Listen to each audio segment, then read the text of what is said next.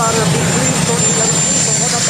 don't know anything about the Epstein files, I've been fully exonerated. We are once again demanding that now President Trump, who is in the Epstein files almost more than anyone else besides Ghislaine Maxwell, answer our questions.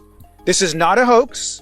He has not been exonerated, and we have serious questions for President Trump. In the sequel to But Her Emails, President Donald Trump and his allies have spent months trying to steer public discussion from the Epstein files away from his own frequent mentions in the documents toward, broader partisan narratives about opponents like the Clintons. Well, we know he was on the plane, not only on the plane a couple times, multiple times. He traveled internationally with Jeffrey Epstein. And he was on the plane called the Lolita Express because it supposedly had a bed in there where Jeffrey Epstein had young girls.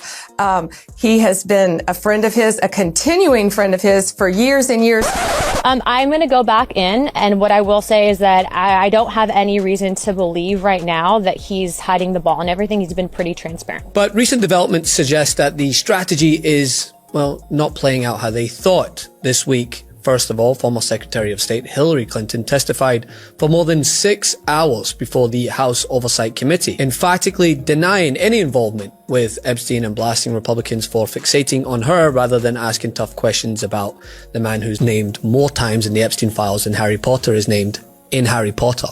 I don't know how many times I had to say I did not know Jeffrey Epstein. I never went to his island. I never went to his homes. I never went to his offices. So it's on the record numerous times. It then got, at the end, quite unusual because I started being asked about UFOs and a series of questions about Pizzagate, one of the most vile, bogus conspiracy theories that was propagated on the internet, that was serving as the basis of a member's questions to me. Well, as my friend Joanne Carducci said, there's 3 people mentioned most in the Epstein files, and that's Jeffrey Epstein, Ghislaine Maxwell, and Donald Trump. One of them is in prison, one of them died in prison, and one of them is the president of the United States, but we're deposing Hillary Clinton. It doesn't make any sense. At the end of the day, the government has repeatedly lied about these files. They refuse to release the full files. Then they're hiding the documents, and now they're pointing allegations everywhere except at the president, who is in the files the very most. And this is a huge distraction to use Hillary Clinton, the vicious, evil Hillary Clinton, as a distraction from what they've actually done. And this was followed up by testimony from Bill Clinton today. This is a historical day for the United States Congress. We have listened to people all across America who have kept up with the whole Epstein investigation and are outraged by the obvious fact that men and women, for that matter, of great power and great wealth from all across the world have been able to get away with a lot of heinous crimes.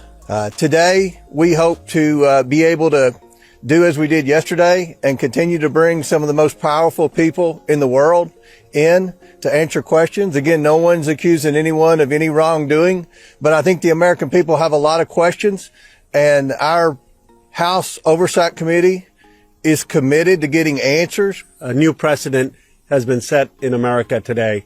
Before this, we had the Trump rule. Trump defied, as all of you know, a congressional subpoena with the January 6th committee. He said presidents don't have to testify. Now we have the Clinton rule, which is that presidents and their families have to testify when Congress issues a subpoena.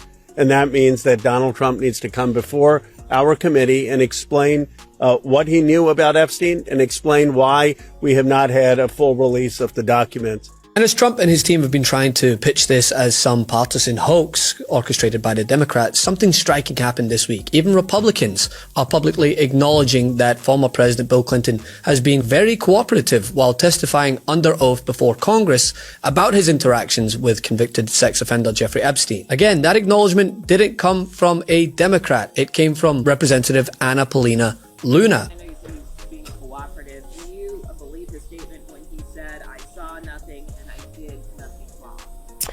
I'm going to go back in, and what I will say is that I don't have any reason to believe right now that he's hiding the ball and everything. He's been pretty transparent.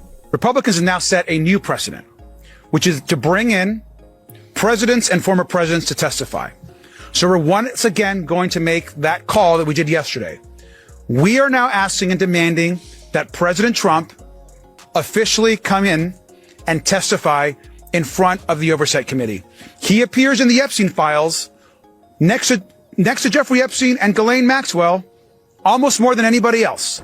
So it's time for the president to answer questions about why files are missing from the DOJ.